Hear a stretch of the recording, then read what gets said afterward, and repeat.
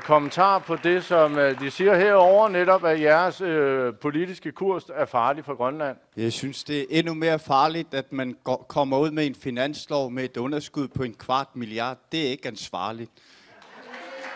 Altså, vi har været ude at sige, at vi gerne vil skabe bedre rammer for erhvervslivet, fordi hvis vi ikke skaber bedre rammer for erhvervslivet, så er det jo uattraktivt at drive virksomhed her. Så vi har været inde på selskabsskat, og vi har været inde på afskrivningsregler. Så jeg synes, det er så har man ikke hørt på, hvad vi har.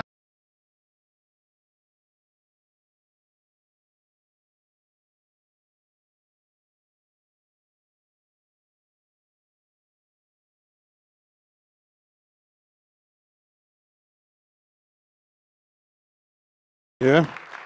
Først lige en lille korrektion, ikke? Der er ikke 1/4 milliard underskud i nogen finanslovforslag.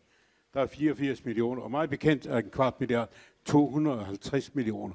84 millioner, ikke 1/4 milliard.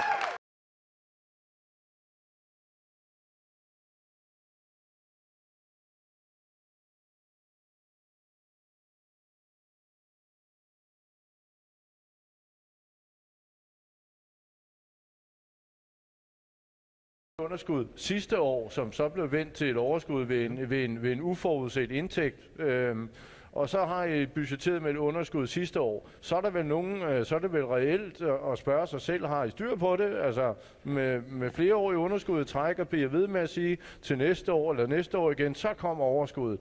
Er det ikke lidt utroværdigt? Det er ikke noget som helst at være utroværdigt, fordi undervejs hvis du så går tilbage og kigger på den tidligere regeringsperiode, der vendte bøtten jo også lige pludselig også plus på 240 millioner, eller sådan noget stort tal.